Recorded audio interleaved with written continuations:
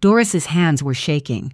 In 28 years, through my husband's illness, through the diagnosis, through the funeral, through every broken furnace and burst pipe and hard Christmas morning, I had never once seen that woman's hands shake. She was standing at the kitchen island when I came downstairs, still in her coat, her handbag not yet set down. 8 o'clock on the morning of my daughter's wedding. The house smelled like coffee and the lilies she'd arranged the night before, and everything should have felt like celebration. But Doris was holding a photograph in both hands, and her knuckles were white. "There's something you need to see," she said before we leave. "Thank you so much for being here with me today. If this is your first time, please hit subscribe so you don't miss what happens next. And if someone you know needs to hear this story, please share it with them." One thing before we begin, this narrative includes some details added for storytelling purposes, and any resemblance to specific real people or locations is coincidental. But the truth underneath it is very real. I hope it speaks to your heart. I had known Doris since she was 40 years old, and I was 35, newly arrived in Elora with a toddler and a husband who worked long hours and a drafty Victorian house I didn't know what to do with. She had answered my ad in the local paper. She had stayed for nearly 3 decades. She had known my daughter since before my daughter could read, had taught her to braid her own hair, had sat beside me in the hospital corridor the night my husband passed. Doris didn't bring things to me lightly. I put down my coffee cup. "Show me," I said. She set the photograph on the counter. It was a Polaroid, the old kind with the white border, slightly faded at the edges. A woman, maybe 30, with dark hair, sitting on a front porch with a small boy on her lap. The boy was perhaps 4 or 5 years old, gap-toothed, grinning straight into the camera. And across the bottom, in a child's careful handwriting, the concentrating kind, the kind a small person practices, were the words, "For Daddy, love, Henri and Lisette." I stared at it for a long time. "Where did you find this?" Doris's jaw tightened. "His suit jacket, the one he asked me to steam last night for the ceremony. It was folded into the inside pocket." His suit jacket, the man my daughter was supposed to marry in 3 hours. I turned the photograph over, nothing on the back, just the image and those words, "For Daddy." "There's more," Doris said. She reached into her coat pocket and produced a folded sheet of paper, a bank statement from RBC, a joint checking account I didn't recognize. The account held both my daughter's name and his, and over the past 14 months there had been 43 transfers out. Small enough not to trigger automatic flags, large enough to accumulate to $62,000. Each receiving account number was different, routed and rerouted, the way money moves when someone needs it not to be found. My daughter ran a catering company out of Guelph. She had built it herself after her father died, turned her grief into work the way she always had. She had a commercial kitchen she rented downtown, 4 part-time staff, a client list she was quietly proud of. She talked about that business the way some people talk about their children. $62,000. "How did you get the statement?" I asked. He left his laptop open on the dining room table last Wednesday. I wasn't looking for anything. I was setting out the breakfast things. The account was on the screen. Doris folded her hands together. "I wrote down the numbers and I called my nephew. He works in banking. He said it looked like a funnel account. 43 transfers, 14 months, a man with another family somewhere." My daughter had been with him for 2 years. They had met at a food bank fundraiser in Guelph. He had approached her, attentive and charming, with questions about her business that seemed genuinely curious. He was a financial advisor, he said. Independent practice. Clients in Toronto and Hamilton. He drove a clean car and wore a good watch, and always knew what to say. I had tried, twice in those 2 years, to ask her about the specifics. Whether she'd verified his registration with FSRA, what firm he was actually affiliated with. She had laughed the first time and told me I'd been watching too many true crime podcasts. The second time, she cried. She told me I'd never accepted him, that I was still holding on to her father, that I needed to let her be happy. I hadn't brought it up again. I looked at the photograph one more time, the little boy's gap-toothed grin. For Daddy. I'm going to her, I said, right now. I called my daughter's phone 4 times on the drive to the Elora Mill. Straight to voicemail each time. She'd been at the venue since 8. The bridal suite, hair and makeup, her 2 bridesmaids, and her maid of honor who had been her closest friend since their first year at the University of Guelph. The schedule she'd emailed the family said no interruptions before 10. I left one message. I kept my voice steady. Sweetheart, it's Mum. Call me back the moment you hear this. It's important. I love you. She didn't call back. The drive from our house to the mill takes 11 minutes. I know it in every season. Sunday mornings, summer lunches on the terrace when my husband was still well enough to sit in the sun. Winter drives when the Grand River froze at the edges and the gorge was filled with mist. That morning it felt both too fast and endless. I crossed the old stone bridge and pulled into the lower lot at 9:20. I sat in the car for 60 seconds, not because I was uncertain, because I needed to be steady when I walked through those doors. Before leaving the house, I had photographed both the Polaroid and the bank statement on my phone. Doris kept the originals. She was following in her own car, would wait in the parking area until I signaled her. We had agreed on that without saying much. We'd worked beside each other long enough to not need many words. The Elora Mill is an 1832 limestone grist mill turned hotel and restaurant. Wooden beams, low stone ceilings, gardens that run to the edge of the gorge. My husband had proposed to me there in the spring of 1989, at a corner table with a view of the water. When my daughter had told me that was where she wanted to be married, I had cried the good kind of tears, the ones that still have hope inside them. The bridal suite was on the 2nd floor. I knocked.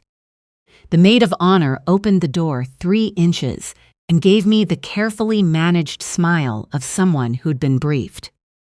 Hi, she said, no interruptions until 10. She's still in the chair. I need 3 minutes with her. I know, and I'm really sorry, but she was specific. I am her mother, I said, and I need 3 minutes. She glanced back into the room, the sound of a hairdryer, someone laughing.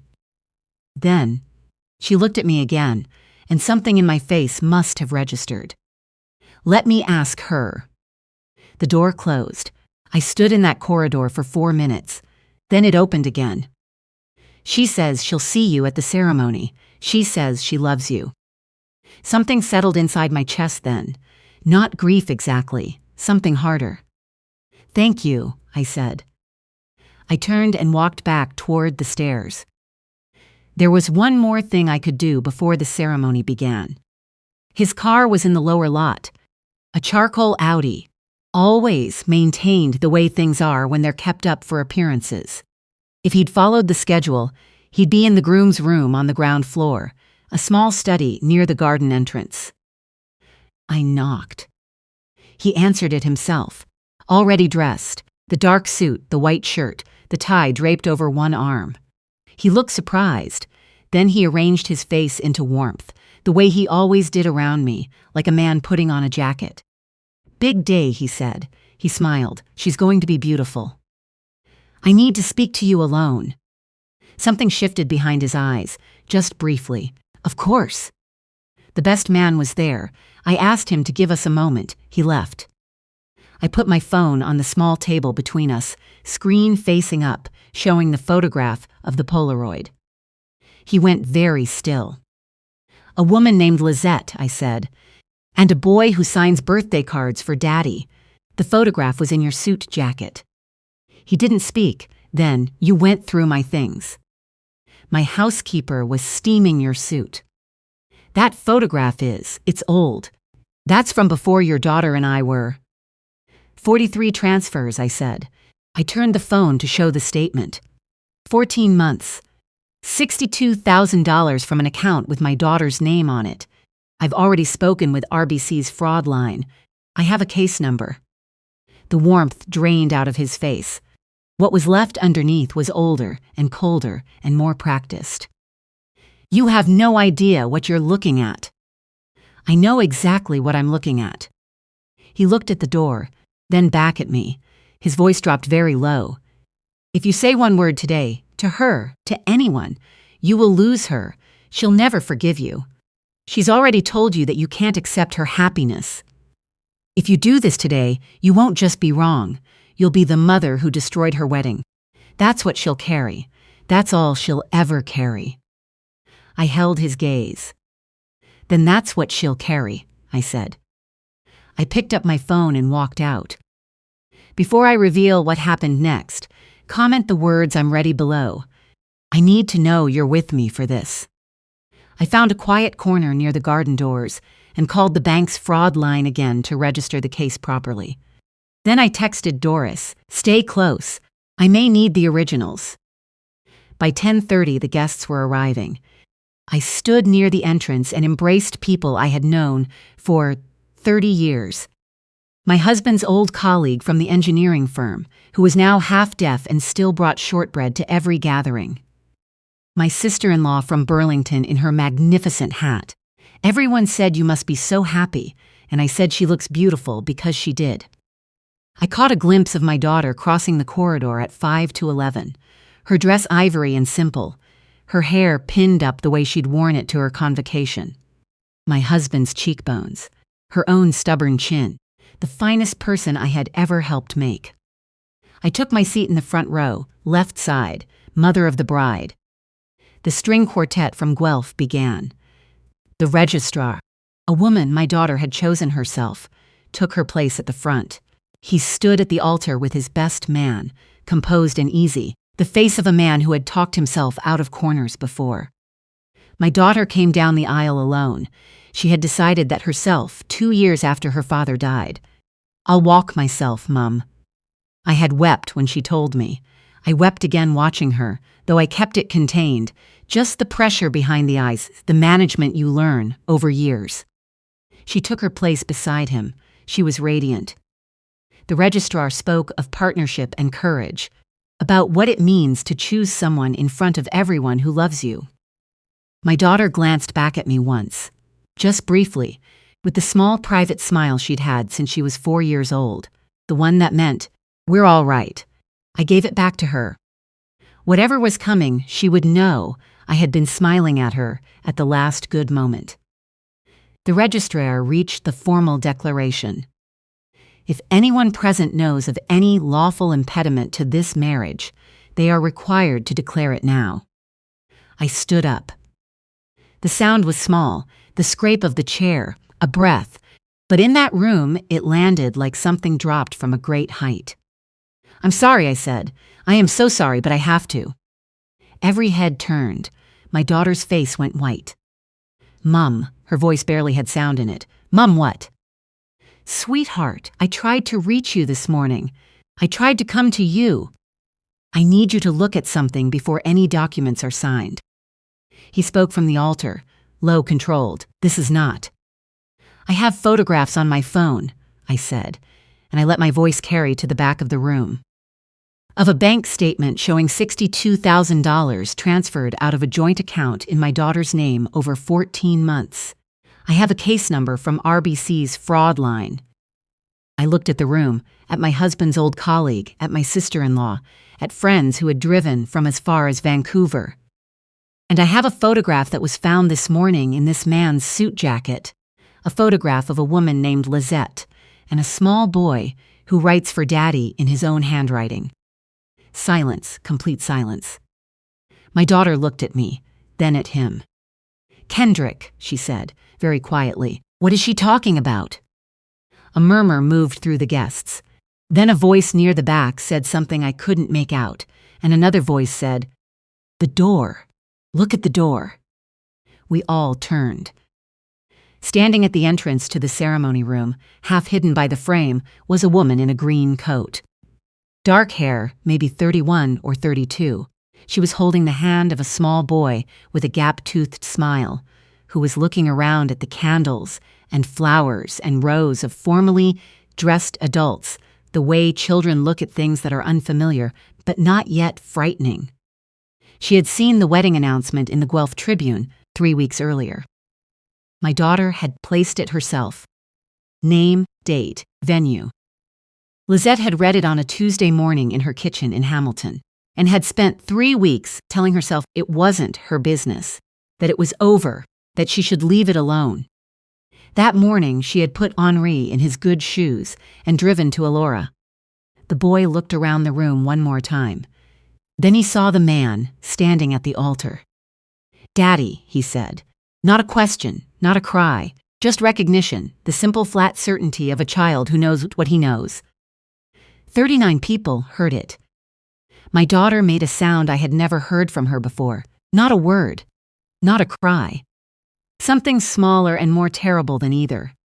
She turned to look at Henri, at this small boy with the gap-toothed smile standing at the back of the room, and then she turned back to the man beside her. She let go of her bouquet. Just released it. Her hands opened and the flowers fell. White ranunculus and eucalyptus scattering across the mill's old limestone floor. And she stepped back from him one step, then another. "Is that your son?" He said nothing. "Kendrick." Her voice was very careful, the way it got when she was holding herself together with both hands. "Is that child yours?" Silence. Silence is its own kind of answer. After a long moment, my daughter looked at me. Her eyes were full, but they were clear. "How long have you known?" she asked. Her voice broke slightly on the last word. "Since this morning," I said. "I swear to you on your father's name, since this morning." She nodded once. Then she walked toward me, and I opened my arms, and she put her face against my shoulder. I held her the way I had held her in the hospital corridor when she was 11 years old, and her father was in surgery, and she had not allowed herself to cry in front of the nurses. I felt her breathing, deep, controlled, fighting it. Behind us, I heard the registrar quietly asking the groom and his best man to step to the side. I heard my husband's old colleague say something gruff and steadying to the room. I heard the little boy ask his mother why all the ladies were crying. I didn't look up. I kept my daughter in my arms and I thought, I almost stayed quiet. I almost told myself it wasn't my place, that I'd already been wrong once, that I had to let her live her own life. I thought of my husband, of the way he used to say that the hardest conversations are never the ones we have. They're the ones we almost don't. The police arrived 40 minutes later, through the side entrance, calmly and without spectacle. 2 officers. I gave them the case number, and they had already pulled records. He did not try to leave. I think he had understood, in those 40 minutes in the garden, that leaving would only be one more thing held against him. I found Lizette in the corridor with Henri on her lap, showing him something on her phone to keep him away from the noise. I sat across from her, and I said, "I'm not angry with you. I need you to know that." She looked at me for a while. Then she said, "He told me he was separated, that it was complicated." They always say it's complicated. I helped her find the number for legal aid in Hamilton before she left. That evening, my daughter and I drove home to Elora and sat in the kitchen. The same kitchen where Doris had stood that morning with shaking hands, and we drank tea, and we didn't speak very much. Doris had left soup on the stove, the kind she made every winter, the kind that tastes like someone is taking care of you. My daughter sat with both hands around her mug, still in her wedding dress, and eventually she said, "When did you first know something was wrong?" "I ignored things I shouldn't have," I said. "I didn't want to be the mother who couldn't let go." She was quiet for a long time. "I should have listened when you asked about his registration. I made you feel like you were attacking me." "You wanted to believe in him," I said. "That's not something to be ashamed of." "He was taking money from my business for over a year." She said it steadily, testing how it felt to say it out loud. "While I was planning a wedding and telling everyone how lucky I was." I reached across the table and put my hand on hers. She turned her hand over and held on. 3 months later, the fraud charges were filed through the Crown Prosecutor's Office. His advisory practice turned out to be registered through a shell company with no legitimate standing under the Financial Services Regulatory Authority of Ontario. The transfers from my daughter's business account formed the foundation of the case. His lawyer was negotiating. Her lawyer, a quiet woman from a firm in Guelph who wore flat shoes and took no nonsense, was not particularly interested in negotiating. Lisette filed for child support through family court in Hamilton. It was moving slowly the way these things do. But it was moving. My daughter reopened her catering company in September. She hired a bookkeeper, a retired CRA auditor named Mrs. Park, who had, as my daughter put it, seen absolutely everything. In November, the company catered a fundraiser for the Guelph Food Bank. My daughter came home afterward with flour on her sleeve. And that particular look on her face, the one I had watched her develop over years of working through things she couldn't control. The look that meant she had spent 6 hours doing exactly what she was supposed to be doing in this life. "Good night?" I asked. "Really good night," she said. Doris came to dinner the following Sunday. She sat in the chair she had always sat in and ate what she had always eaten, and told us about her sister's new granddaughter. And my daughter called her by a name she'd called her since childhood, and made her laugh with something I didn't quite hear from the other room. At the end of the evening, when Doris was putting on her coat in the hallway, my daughter hugged her for a long time without saying anything. Doris patted her back in the steady, unhurried way. She'd patted it since my daughter was 4 years old. I still have a photograph of my husband on the kitchen windowsill. Summer of 1994, outside this house, squinting into the sun, laughing at something off camera. He looks completely like himself, the person who built this family and then left me with the job of protecting it without him. I told him about the morning at the mill, about Doris's shaking hands and the Polaroid with the child's handwriting, and the moment my daughter let her bouquet fall. I told him I had almost stayed quiet, that I had almost convinced myself it was not my place, that I had already pushed too far, that a mother who loved her daughter would let her daughter be happy. And then I told him I stood up anyway. I think he would have done the same. If this story moved you, please subscribe so you don't miss what comes next. Share it with someone who might need to hear it. A mother who is doubting what she knows, a friend who is being asked to stay quiet about something that matters. And leave a comment below. Have you ever had to speak a difficult truth to protect someone you love? I want to hear your story. Proverbs 19:5 says, "The truth will not be hidden from those who look for it." He counted on my silence. He counted on my fear of being wrong, on my fear of losing my daughter, on the reasonable, ordinary desire every mother has to not be the one who ruins something beautiful. And for a while, those fears almost worked. But truth doesn't wait for a convenient moment. It just waits for someone brave enough to stand up. There is a version of that day where I sit in the front row and say nothing. Where I watch my daughter sign her name on a document that would have handed everything she'd built to a man already stealing from her. I think about that version sometimes. About what the next year would have looked like. About the morning she would have found out. And she would have found out.